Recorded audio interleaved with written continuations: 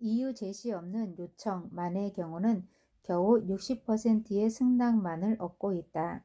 언뜻 보기에 위의 두 경우의 가장 큰 차이점은 왜냐하면 지금 제가 굉장히 바쁜 일이 있거든요. 라는 추가 정보의 유무에 있는 것처럼 보인다. 그러나 랭거의 실험에서 사용된 첫 번째 형태의 요청 결과를 보면 꼭 그렇지만은 않은 것 같다.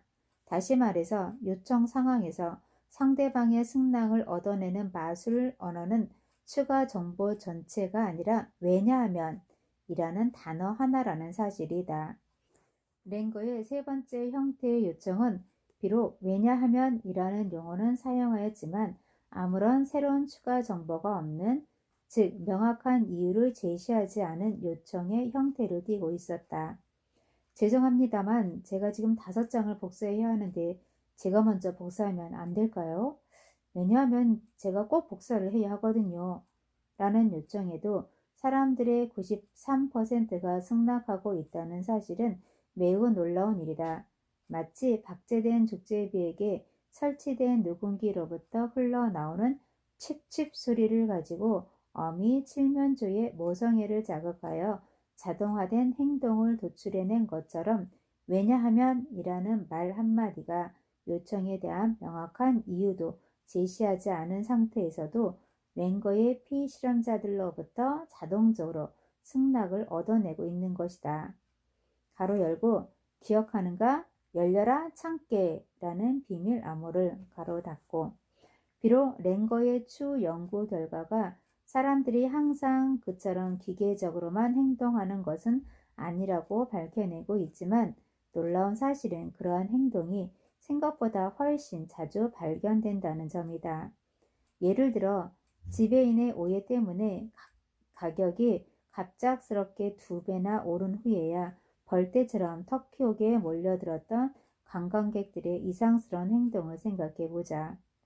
열려라 참깨의 관점에서 보았을 때 그들의 행동은 이상할 것이 하나도 없다. 대부분 부유층에 속하는 관광객들은 터키옥에 대한 지식이 별로 없었기 때문에 그들의 구매 결정에 있어서 비싼 것은 품질이 좋은 것이라는 일반적 기준을, 즉 고정관념을 사용했던 것이다. 사실 많은 연구 결과가 사람들이 제품의 품질을 판단할 때 이러한 고정관념을 사용한다고 밝히고 있다. 그러므로 좋은 품질의 보석을 사고 싶어하는 관광객들은 여러 보석 중에서 가장 가격이 비싼 터키옥에 관심이 쏠렸고, 따라서 갑작스러운 가격 상승은 터키옥의 매진이라는 예기치 못한 결과를 가져왔던 것이다. 다시 한번 열려라 참깨. 무의식적인 의사결정의 장단점. 인디안 보석 가게에서의 관광객들의 어리석은 구매 행동을 비웃는 것은 그리 어려운 일이 아니겠지만 그들도 나름대로의 이유를 분명히 가지고 있었다. 그들은 싼게 비지떡이라는 법칙에 익숙해져 있었으며 그 법칙이 거의 틀림이 없다는 것을 생활하면서 반복적으로 확인하며 살아왔다.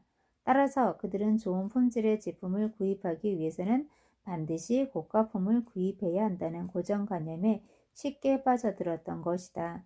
비싼 것은 품질이 좋은 것이라는 고정관념은 그동안 분명하게 지켜져 왔으며 확실히 비싼 것은 그 값을 한다는 신념은 반복되는 구매 경험을 통하여 더욱 굳어져 버렸다. 그런 상황에서 터키옥에 대한 충분한 사전 지식 없이 좋은 품질의 보석을 구입하기 위하여 비싼 것은 품질이 좋은 것이라는 확실한 의사결정의 기준을 사용한 관광객들을 누가 비난할 수 있겠는가? 그들 관광객들이 비록 분명하게 의식하지는 못했겠지만 그들은 보석 구입의 상황에서 의사결정의 지름길이라는 방법을 사용한 것으로 볼 수 있다. 즉 보석의 가치를 결정하는 모든 정보를 다 수집하여 과연 어떤 보석을 구입하는 것이 가장 현명한 의사결정이 될 것인가를 고통스럽게 심사숙고하는 대신 그들에게 익숙한 법칙인 대체적으로 비싼 것이 품질도 좋다더라 라는 의사결정의 지름길을 사용하여 쉽게 판단하였던 것이다. 비록 이번 경우는 고의성이 없는 오해 때문에 2분의 1 가격이 2배의 가격으로 둔갑하는 바람에 잘못된 의사결정을 하고 말았지만 길게 보았을 때 좋은 품질의 제품을 구입하기 위해서는 그만한 값을 치러야만 한다는 사실은 의심할 수 없는 합리적인 선택이다. 사실상 이와 같이 자동화되고 고정관념화된 행동들은 우리 인간의 삶을 유지하기 위하여 꼭 필요한 행동일 뿐만 아니라 많은 경우에 가장 효과적이기도 하다. 우리는 지금 쉴 새 없이 변화하는 복잡 다단한 환경 속에서 살고 있기 때문에 생존을 위해 빠르게 의사결정을 해야 한다. 생각해보라. 단지 하루라도 올바른 의사결정을 위해 우리에게 발생하는 모든 일들, 우리가 만나는 모든 사람들, 그리고 이러한 일이 벌어지는 모든 상황들에 관한 정보를 모두 수집하여 그것을 일일이 철저하게 분석하면서 살 수 있겠는가? 물론 불가능하다. 그러한 삶을 살기에는 우리에게 주어진 시간, 에너지, 그리고 능력이 절대적으로 부족하다. 그렇기 때문에 우리는 어쩔 수 없이 고정관념을 사용하고 어린 진작에 따라 행동할 수밖에 없다. 물론 고정관념이나 유발기제가 요구하는 행동이 항상 주어진 상황에 적절하지만은 않을 수도 있다. 그러나 다른 대안이 없기 때문에 우리는 고정관념이나 유발기제가 요구하는 행동의 불완전성을 인정하지 않을 수 없다.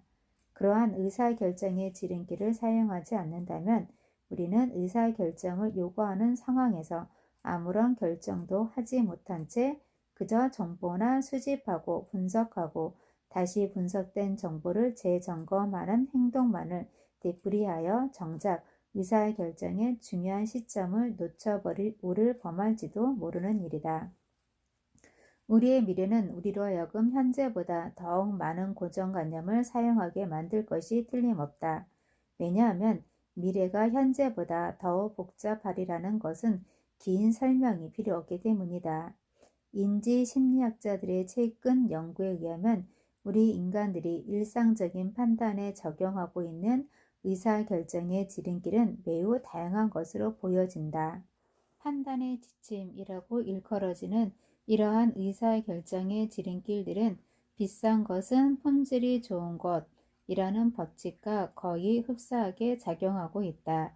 다시 말해서 그것들은 복잡한 의사결정 과정을 매우 효율적으로 단순화시키기도 하지만 경우에 따라서 그로 인한 실수의 가능성도 내포하고 있다는 뜻이다.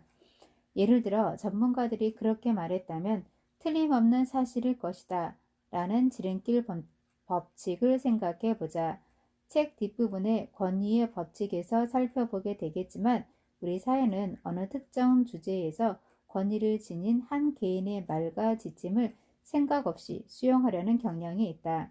그 주장에 대해 자신이 여러모로 생각을 해보고 공감하는 것이 아니라 전문가라는 그 지위에 무작정 설득을 당하는 식이다. 이렇듯 어느 상황에서 하나의 정보가 기계적으로 반응하려는 경향이 바로 열려라 참깨 식의 자동화된 반응이다.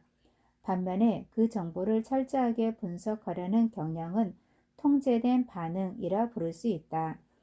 여러 연구에서 증명된 바와 같이 어느 특정 정보를 신중하게 분석하고자 하는 욕구가 있고 그 능력이 갖추어져 있을 때에는 통제된 반응을 보이기가 쉽다. 하지만 그 외의 경우에는 더 간단한 열려라 참깨 식의 반응을 사용하려 든다. 한 가지 실험을 예로 들어보자. 연구원들은 미주리 주립대학 학생들에게 졸업 자격을 부여받으려면 종합시험에 통과해야 한다는 녹음 방송을 들려주었다. 그 시험이 내년부터 시행된다고 했으니 그것은 곧 모두에게 해당된다는 뜻이었다. 그러자 학생들이 술렁거리며 그 소식을 신중하게 분석해보려 했다. 하지만 개인적으로 별다른 영향력을 끼치지 않는 소식이었을 경우, 즉 종합시험은 그들이 졸업한 후에야 실시될 거라고 했을 때 그들은 그 내용의 진위 여부를 굳이 고민하려 들지 않았다.